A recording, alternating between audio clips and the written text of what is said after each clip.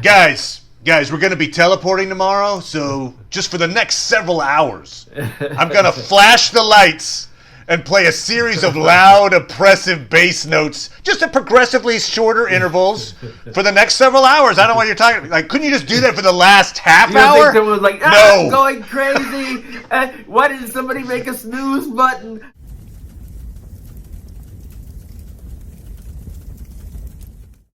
Hail, Internet. It's Paul. It's Matt, the Dork Lords. We are here talking about Foundation, Season 1, Episode 7, Mysteries and Martyrs.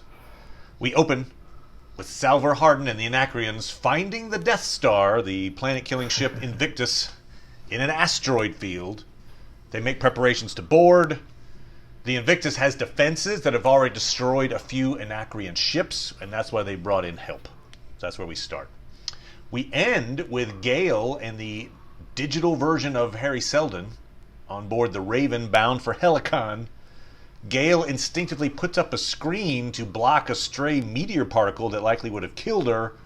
She informs Harry that she seems to instinctively know the future. She has like the gift of foresight. Paul. Yes?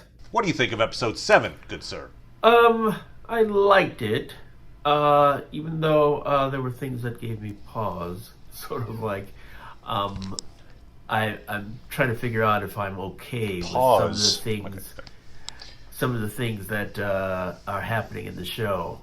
I may be, I may not be, I don't know yet. But ultimately, I liked it. Like the dual Trantor plot lines, Brother Day and Brother Dawn, are both still very interesting to me. And I'm still, I'm still kind of working through the Terminus thing. Now we're on Invictus. How do you feel about the Gale plotline? What's kind of interesting is this notion that she has the gift of foresight. I guess we kind of suspected that all along, right? She sensed when the Star Bridge was going to blow up. She, for some reason, went to Rachel's aid when he was actually murdering Harry. She thought something was wrong. So she's got this ability. But I will say that Gale does seem to be, in story terms, she's kind of the perfect complement to the Prime Radiant, right? So what we've learned about the Prime Radiant is it can predict events on a macro level over time, whereas Gale can seem to predict events on a micro level in the immediate future. Well, if you combine those two, maybe a civilization's got a better chance of thriving if you've got I can predict immediate events. Oh, this math will predict future events. We're godlike. Yeah, see, anyway. I'm not crazy about that. Gotcha. Yeah. The idea that she's magic. Yeah. Okay. Yeah. Right. And two, it's sort of like, it's only going to be there when they need it and when they don't need it. I mean, the good thing about the whole, like, okay, we're using our math, but we can't, we're individual could screw that up or whatever. But Yep. That makes sense. I like that. That's, it gives you, a certain amount of understanding, but it doesn't give you this precise thing like, where is free will? But then you have this sort of person who can, it's like, oh my gosh. Especially since she's also a mathematician. So it's like, if they just had somebody who was amongst those religious people who came up, like Halima, for instance, if she was somebody who could have, like, okay, I can do that, I can see individual people, then at least it wouldn't be like, the person who taught herself math and then also could tell the future. I don't know. So I mean, maybe she somehow embodies the Prime Radiant to the level that she's like the physical embodiment of the equation. I don't know. That's getting too deep, I guess. I don't know. Yeah, it's interesting how they'll answer this question because I'd rather her not just be a wizard. Yeah. On Invictus, the Anacreons found it. The ship has been randomly teleporting over the years. Yes. They got. That was something else that's like kind of, it's funny. There's a lot of stuff you have to swallow with this show. Yes. This Death Star that was 700 years ago was the hottest shit ever. It's still the hottest shit. It's like in 700 years, there's still nothing that they're like, damn, I guess we should try to do it again. Like, they were like, no, we only had one Death Star. That's all we need. And then they abandoned it, I guess. The architects of Star Wars would have been like, what? no, this is so. You keep rebuilding that Death Star and letting people blow it up. And they're like, no, the Titanic. That's it. We're not even going to try it again. That's it. So, I mean, what was confusing is it has a crew that they're dead. Yes. So I guess it wasn't that it got abandoned; it was just an accident. It disappeared because it started randomly that jumping. Caused them, to lose control, and then the crew turned on each Okay. other. Right? I guess. It's like I had all this, I guess it was like a prison or something because they couldn't get out, right? It's like, and like, I've got a funny theory on that. Okay, here's what I think what happened. The crew went insane. Oh. Because they were waiting in vain for that damn jump alert to shut off. Like what? Talk about an overkill alert system. Guys, we're going to be teleporting tomorrow, so just for the next several hours, I'm going to flash the lights and play a series of loud, oppressive bass notes, just at progressively shorter intervals for the next several hours. I don't know what you're talking about. Like, couldn't you just do that for the last half hour? Think someone was like, no. I'm going crazy. Why didn't somebody make a snooze button? Just jump already! Jump! We're in the ship. Does it really matter for us? I mean, one way or another, we're still okay. Great. Oh, I'll put the seatbelt on. Whatever. Like, why do? Just do it. So the Anacreons kind of accidentally found the latest location of Invictus, and they realize they're on a short time clock before it jumps off somewhere. They tried to board the ship. It has active defenses, took out their ships. So now they've got, if we can get a captain whose blood will let him open the doors and turn off the defenses, that's what we do. So they do. That's what they got. I think his name is Dorwin. Bring in Trantor captain to get past the defenses. And as soon as they do that, they kill him because they got to look like they're brutal, dangerous villains. The one thing that's a little tricky on that, though, too, is, okay, I'm Trantor. I've developed a planet-killing ship, the most powerful thing that's going to be the most powerful thing for 700 years. Yes. It's very powerful. And, I mean, wouldn't it occur to you, like, hey, maybe my enemies might try to kidnap an officer and try to get on board with his... unwillingly force him to get on. I would think there'd be more safeguards than just, any officer of any... He's not even connected to the Invictus. It's just like, any officer, if you just grab him, he'll be able to shut down the defenses just with his blood. And also, too, they as soon as they were through the door, it's like, and you're not going to kill us whenever you're done with us? Exactly. Once that happens, that's the whole problem with I'm just gonna kill people. What's their motivation? I hope. I guess the motivation, if I'm trying to side with the writers, the motivation is, hey, if we screw up, they'll kill our friends back on Terminus. I guess. But at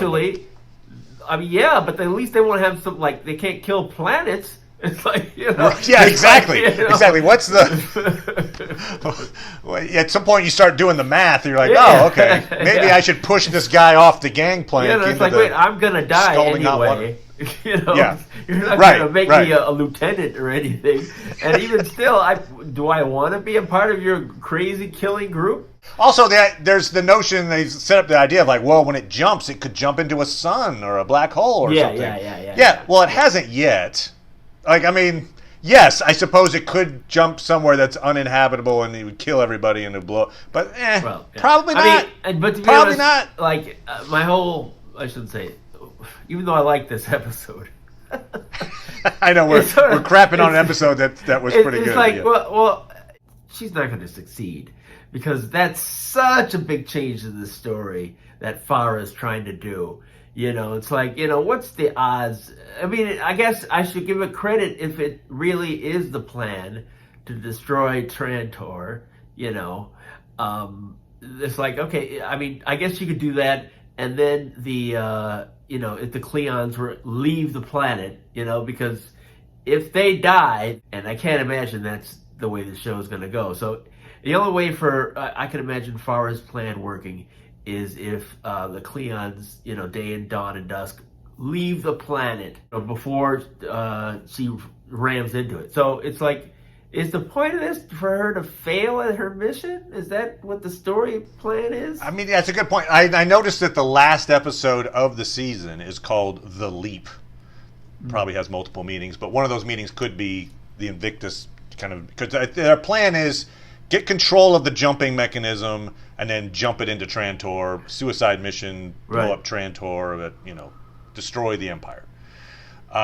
So I'm guessing it's going to come down to that moment of, okay, they do have control of the ship.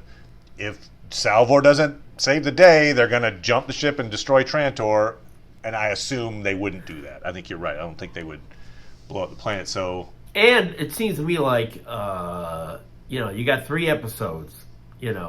I feel like it shouldn't take 2 episodes to get there. I mean, I guess the 9th episode is called The First Crisis. So that would be a pretty big one. I think there are shots from like trailer for the season that show. I feel like combat back on Terminus. Right. I feel I feel like Halima is a much more rational First Crisis, than we just blew up Trantor. Got you. Oh, by the way, before we jump off of that, which we kind of started with maybe the least successful part of the episode, but Hugo's not dead. I'm not buying it. Oh yeah, right? No, definitely not. Definitely. I mean, one of the last things we talk about is this plan to communicate something. And you know what I need? The thing that's in that guy's head that just got shot. So. It was like, these old mining colonies. I used to work on them, and they may have active comms. Anyway. Oh no, I'm floating! Oh no! And they did it so quickly, like there was no real payoff. I mean, she looked sad. She did for a few seconds, and but didn't she had like other than some that, it was like, or something? It was sort of like, oh, we don't have time for this. We have to go. Nope. Okay, because he's not dead, so it's fine. So he's going to call in the cavalry. I would assume maybe it might be an interesting story beat if he calls in, because that's a Thespin mining colony. Maybe he calls in Thespins because that's all he can reach. And so now you've got Thespins versus Anacreons a little bit, and I don't know. That could be some fun conflict there, perhaps. Maybe. You mentioned Halima. I did. So Halima, as we noted, her charisma is making her very likely to become the new Proxima. Yes. Brother Day, obviously, miffed at Demerzel for humiliating him. And he decides he's going to try to bribe Halima. Doesn't work because that's not her. That's not what motivates her. There's something that I don't feel as if, or maybe we have discussed it, but I'm starting to hear theories that it was Demerzel all along. It was Demerzel all along. In what way? Oh, the blowing up of the Star Bridge? Maybe. Because we mentioned that back in the day. We were like, maybe the robots are secretly doing a thing. But okay, but I don't think it's the robots though, because I don't think they're gonna have too many more robots. But maybe, that hint of her connection to that religion maybe is a sign that. So what has she been doing? What is it that she's done that is playing out as a plot at this point? I don't know. I'm certainly suspicious of Azora. It's like, you're a little different, and so you want to kill yourself, and you're afraid that you'll expose. Oh, well, here's a plan. Run away, and we can change your face, and we can change your blood. I mean, just off the top of my head. On the surface, I would say, that maybe one plotline potential is that, okay, hey, she's honestly saying, hey, Cleon, if you're so upset you could escape, here's how you can do it. They attempt to escape together. I feel like she probably gets fridged or something. And then you've got maybe a Cleon, a former Cleon with a new face, who's now like an enemy for season 2 of Trantor or something. Maybe that could be a thing. Interesting. But alternatively, she could be doing just a massive con job in an attempt to kidnap a Cleon. Yeah. Right? Because she's from the Scar, this oppressed area. Her people are oppressed by Trantor. She seems to know a lot about changing your identity for a gardener. Yeah. And I'll say this, that last episode when they were standing on the ledge and she says, like, you should just push me off this ledge if you want to keep your secret. That sounds more like a line coming from like a hardened spy as opposed to like a gardener. It's like, you should probably just kill me right now. Just throw me off this ledge. Oh, you didn't? Okay. Like that's a gamble. Yeah. Anyway, so I could see that perhaps she's actually playing him, and then once he does go with her, he's now at their mercy. You know, whatever group this is that she represents. Could be a thing. So back to Halima. Brother Day has decided, hey, you still think I don't have a soul? I'm going to prove to you I do. Yeah. Because I'm going to take your test. I'm going to walk the spiral, which is like this test of faith for the Luminists. And we find out this episode what an empty threat that is. Because there's a backup day. Oh, yeah. No, good point. That's huge information. Because we were wondering, last recap, we were like, hey, maybe it feels like one of these guys is going to die. And what'll that do to the Cleon dynasty? Well, we know now. If one of them dies or is damaged or whatever, they've got backup clones that are storing all the memories. Ready to go. My only thought on that is, if you, let's say, Brother Dawn is the one who's in trouble potentially right now. Right. If it's like, oh, you're colorblind, so we're getting rid of you. Right. Wouldn't his clone be colorblind? Like, wouldn't his clone have the exact same traits he does? Or I don't know. I think I'm thinking about it correctly. Because it's sort of like, well, let's try to make this thing. Oh, it's not right. It's still the same genetic material that made Day and Selden. So, Day and Dusk. So it really means like, oh, this one was bad. Let's throw it away. Yeah, it's just that one particular one was off. Okay, Yeah. I got you. Yeah. Although it would be weird though, right? It's sort of like, okay, I'll have all these memories. It's like if it's up to date, it's like, wow, I remembered being colorblind, and then I remember you guys wanting to kill me. What is that about? Like how? So it's like, okay, let's test his eyesight. Yep. Oh, yeah, I can see your colors. All right. Yeah, because like if they went through the process of killing off Brother Dawn and then brought back the clone who's apparently still getting his real time memories. Yeah. Wouldn't you have the same issue? I don't know, even colorblind or not. I guess if he is color. He does see colors, then he'd be okay. You just have to know that. I don't know. You're like, come on, or otherwise we'll just, And how many of those backups do they have? Yeah, good point. Can you get through all the backups? Yeah. Yeah. Oh, but that is revelatory that they've got backups of all of them, and they're ready. Like, oh, okay. And here's another thought I was thinking is that one of the problems with the genetic dynasty is like, oh, they just think the same and they make the same mistakes.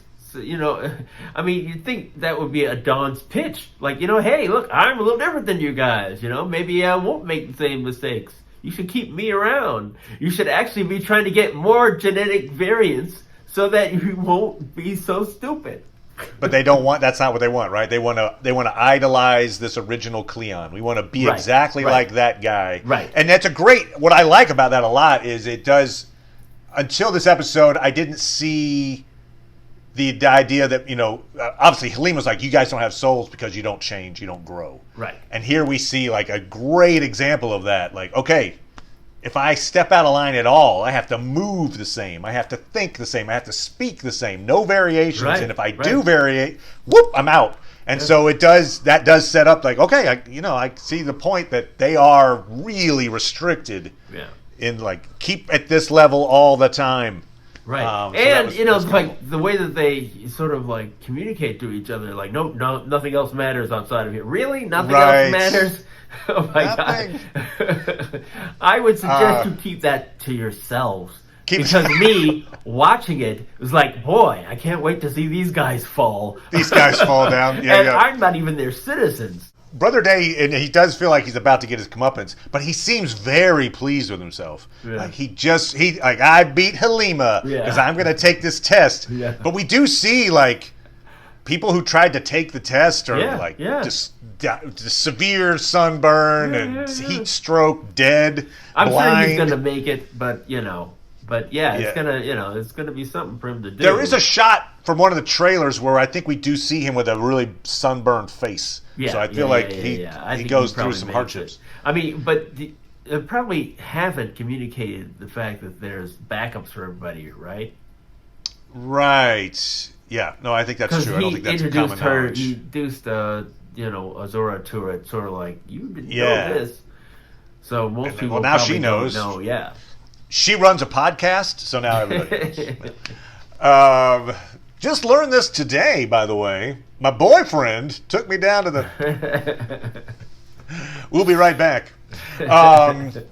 So yeah, he's going to do the spiral. I guess there must be something more to the spiral than just walking that thing we see, because that seems like you could do that in about an hour and be like, all right, I did it. Yay! Spiritual pilgrimage. Sure. I assume there's something about it that's tricky. So we'll find out what that is.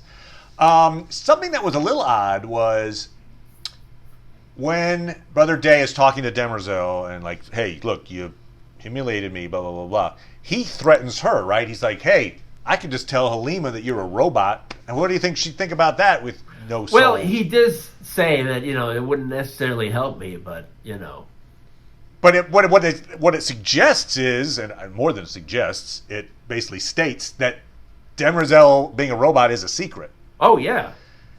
Which, I mean, like, no one's questioned why she hasn't aged in over, like, 400 years. Oh, yeah. I mean, I guess they think she's a clone? Yeah. I don't know. Right, because remember, I mean, we saw that other guy, Yeah, we're not sure about what he is either. Yeah. But right. So, yeah, I think that, I think it's another case of, it's more likely that everybody else thinks that they're a clone. They're just clones. Okay. All right. Fair enough. So we got 3 episodes left. Yes. We feel like we're headed in this one plot line with Brother Dawn and Azura. I feel like... Yeah. Are you gonna Matt Dawn in his current form? Oh, I see what you mean. In other words, will a clone replace him? Yeah. Yeah. Yes. I think so, actually. Oh, okay. I think they're going to try to escape... And he will fail. He'll fail in some way. Yeah. I think it'd be more interesting if he doesn't, but I think you might be right that it's more likely that they do kill him. I think it's more interesting if he escapes and they sort of like, okay, we've got one that's escaped, but let's get right. If he different face or whatever, and right. I don't know. It could be right. Interesting. I agree. There's a cool plot line there. Yeah. I'm just thinking it through. I think you're right that it's more likely that he will die. Okay. But I also think that, also be very interesting if he made the pitch that I did, which is like, look, hey, we, all this stuff is happening because he said this, and maybe we can do this instead of ending the genetic dynasty. Is let people like me live. Right. I mean, I feel like I'll be the next day, and I'll be making decisions that'll be a little different. I think they would nod their heads, and then while his back is turned, yeah, that's sort of like, thing. Yeah, one of them talking to the other one, like gets on their hands and knees, and they push them into the light there. Right. Boom. Oh. Yoink. Bug zapper. Then we have the Gale headed to Helicon with Digital Harry. Yeah.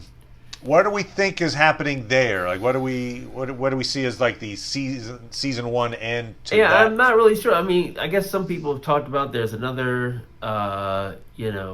someplace else, another. There's a second foundation. Yeah, there's a second foundation in the books. Oh, okay, yeah. All right. So yeah, that seems pretty likely that that's where they're going, I guess. Even though, I mean, Harry really seemed to feel like.